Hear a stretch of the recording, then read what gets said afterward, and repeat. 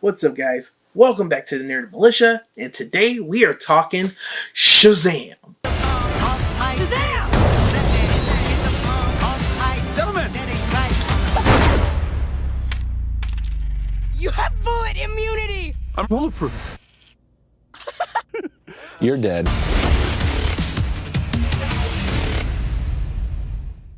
So, I got a chance to see Shazam yesterday. I thought it was like a decent film.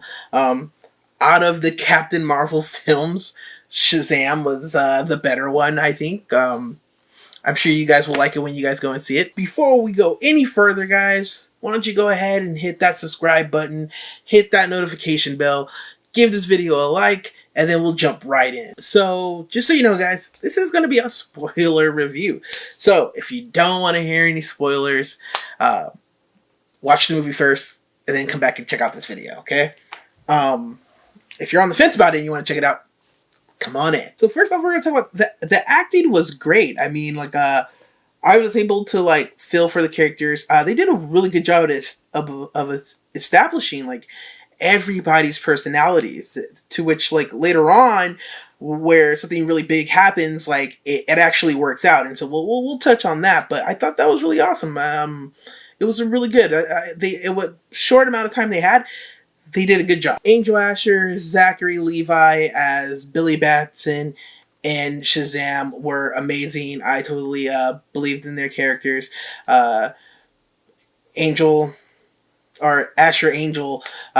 did a really good job. I dug him as Billy Batson, and I believed him as Billy Batson. So I thought he did a great job. Jack Grazer, hopefully I'm saying his last name right, was awesome as Freddy. I thought he was pretty cool. Like, his banter with both Asher and Levi were freaking awesome. I thought the relationship was really believable.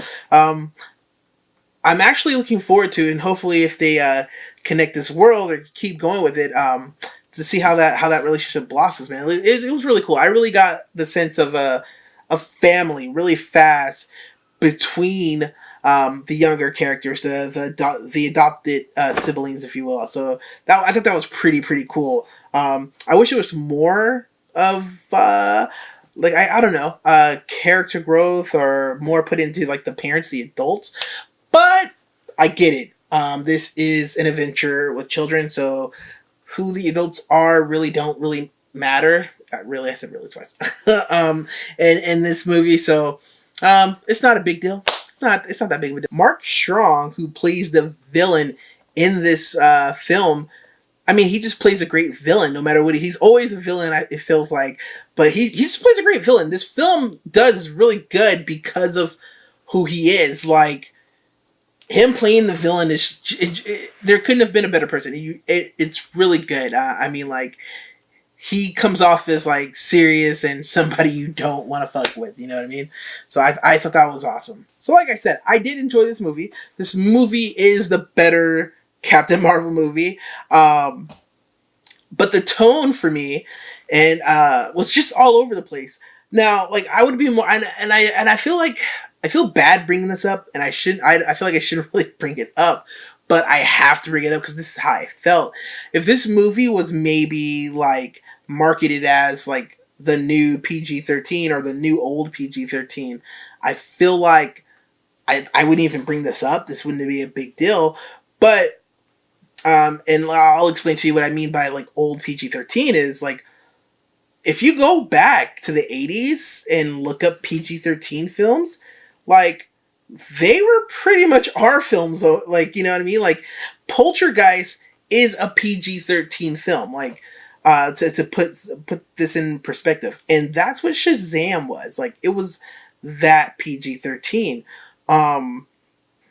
And so you have a film that really doesn't seem like it knows what it wants to be. Like, if it wants to be a family movie, which I thought this was, like, DC's, like, attempt to move into the family arena so, like, they could sell more and get more audience, or if it wanted to be a classic DCEU film with a grittier take. And the only reason why I bring this up is because Mark Strong, who plays Thaddeus, was just such a brutal, great villain. So to give this some context, So Mark Strong plays the villain. As you guys can assume, Billy Batson is Shazam, who goes up against the seven deadly sins, and the seven deadly sins choose Thaddeus to be their champion. So as Billy Batson has the power of Shazam, this guy has the power of the seven deadly sins. By the way, at any time he could say, as he takes in the seven deadly sins, he could send them out as like individual monsters and like do his bidding, which is really cool. But like they were so menacing, so terrifying, and so good at like how they looked. I was just like, is this a family movie? I even sat next to a little girl who was seeing this film with the mom, and they had to leave because like the seven deadly sins were just so horrible looking and so like frightening. And again, like I'm not saying like, oh, this is horrible. For me, it was awesome. Like I thought it was cool. But again, like I feel like the trailers and everything else marketed this towards like a family film, and like the little girl next to me and her mom, they had to leave. It was just like so like whoa, like yo, like it gets strong. I mean, like, the first scene that threw me off is once Dr. Thaddeus becomes the champion for the seven deadly sins, he literally throws his older brother out of the window. Like, it is just brutal. Like, and more stuff happens, but yeah, guys, like, so for me, the film was like, it didn't know if it wanted to be a family or like an all-inclusive film, or if it was still going to like the hardcore DC addicts. And for me, again, it worked. I just, like, it wasn't marketed as like the new, or going back to the age of Goonies. Like, if it was like, if Shazam was marketed as like the new Goonies, or we're going back to PG, the real PG-13 or something, like, I totally wouldn't bring this up. But literally, if you're thinking about taking kids to this, like, I wouldn't strongly, but I would just think about it. Like, I don't know. I think you're going to be like pretty shocked when you see this. So another weird thing about this film is like the guy who directed it is the same guy who directed, I'm not sure if he wrote it, but he did direct Lights Out. And I guess I didn't know about this, but earlier on there had been talks that he's gonna, like, a person or monster was gonna make a cameo from Lights Out in the Shazam, connecting those two universes. So the DCEU takes place in the same universe as the brutal monster from Lights Out. And I don't know if you remember Lights Out, but it was like this this monster who was trying to protect, like, or this imaginary friend that was trying to protect his mom going through some things, but it was killing like all of her loved ones. It was a long time ago. It was a good short, and then it was an alright short film. The premise being that the monster could only attack when the lights were out, but I guess somebody from there, or the monster from there, makes a cameo in Shazam. I didn't see it. But if you do see it, if you know where it's at, please let me know, because I totally missed it. I wasn't looking for that. But that's a weird fun fact for you. So the big surprise in this film, and as I said earlier, like Thaddeus has the power of the seven deadly sins, but he also has the power to send them out of his body, and they become like these corporeal monsters, and they do his bidding. So he has this ability to do that. And it creates a problem for Shazam. So the whole thing with the seven deadly sins and Thaddeus is they have to destroy Shazam before he realizes how powerful he is. And by doing so, they have to have him transfer his powers to Thaddeus. And how does he do this? He takes the staff and from the old dude from the trailer, and he basically Shazam has to will his power to Thaddeus. But in almost doing this, he realizes that he could keep his power, but also give his family some of this power. And that introduces the Marvel family, which was the biggest freaking surprise. And I'll take my hat off to DC for not putting that in their trailers or not even leaking anything to that, because I had no freaking clue. And that's why this movie is so much better than Marvel's Captain Marvel. Because both of these movies, in my opinion, are long movies. It takes a while for this stuff to get interesting. But unlike Captain Marvel, Shazam actually picks up in its third act, which is beautiful, and it does it in such a great way. PPS. Now, I again, like, I don't want to come off like I'm trashing DC, but they're definitely famous for dropping the ball. As of right now, with starting over with this new DC, they've officially created the most racially diverse cast superhero team with the Marvel family, because they are adopted siblings, so they all have different cultures and backgrounds, which is super awesome.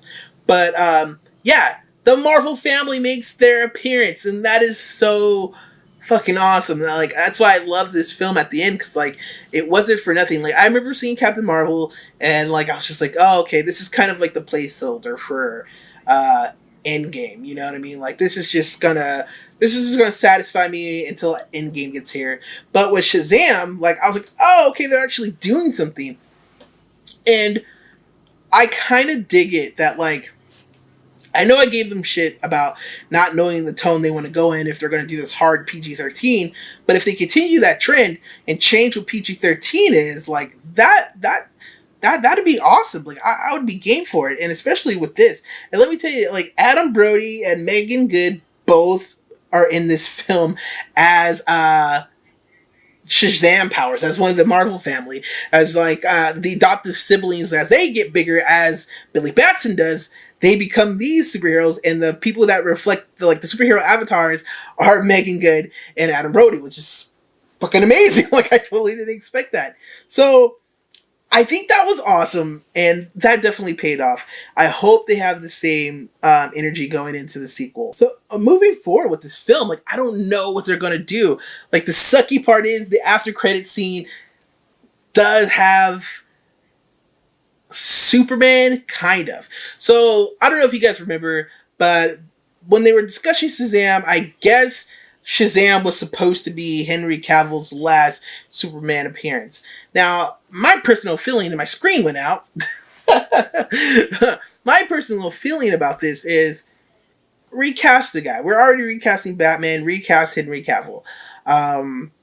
Like, if it's really this much work to put him into the movie, and I get it, dude, you're an actor, when you're signing up to these blockbuster films, they do take a majority of your time, so you want to be paid accordingly.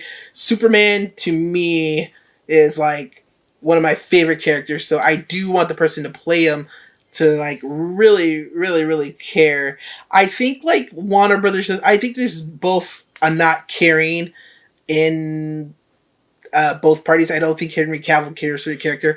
I don't think Warner Brothers really care for the character. If you guys remember, my opinion is I honestly thought, like, these movies were so bad. Like, I had a conspiracy theory in my head that, like, Warner Brothers was purposely trying to kill DC films so they wouldn't have to make another one, and they could just focus on other, like, independent, more serious films, like, you know, Inception and stuff like that. They could focus on originals, and they wouldn't be bothered to do another superhero movie because they make such trash movies. That's how bad DC movies were, that I thought there was a conspiracy. But like I said, I bring up the Henry Cavill thing because he doesn't make a cameo appearance. The suit, somebody who is dressed up as Superman, but in the movie it is Superman, but you don't see his face. You literally only see from the neck down. And so I don't know if that means, like, Henry Cavill is out of Superman forever, or if, since he didn't make his appearance in this film, does Warner Brothers still have to have one more appearance for him, or from him, and are they saving it for something bigger? So I don't know. Like I said, like, my personal opinion now is, like, this guy clearly doesn't care. And for me, the reason why I say I don't think he cares is it goes back to the mustache thing. Like, literally, Paramount could have put a fake mustache on him and made it look believable and super professional, rather than Warner Brothers trying to make a fake mustache. Like, it was dumb, it was stupid. Like, I feel like if you cared about the character or the work, you would have been like, I'm going to shave it off, you guys are going to put the thing on. Like, really, is that a big deal? Especially since, like, I don't even know why he didn't shave it off anyway, because word behind set is nobody really liked him on Mission Impossible. So, thanks for not shaving off your mustache so you could just be disliked anyway, so what was the point, you know? But anyways, guys, all in all, if I had to rate this movie at 1 to 5, I'd give it a 3.8. Like, it's really good. I think the family's gonna like it. I do expect some people to kind of complain about it. Again, like, it was like a hard PG-13. I liked it, but I think some families are gonna be surprised. But if they stick it out to the end, like I wish that little person would have done, they would have got the cool surprise. Sorry.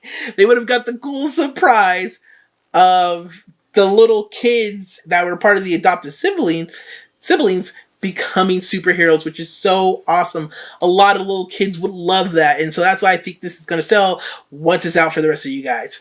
So guys, that's all I got to say for this one. Thanks for stopping by. Thanks for checking out the Nerd Militia, where we read comic books and do dope shit. I will catch you guys later.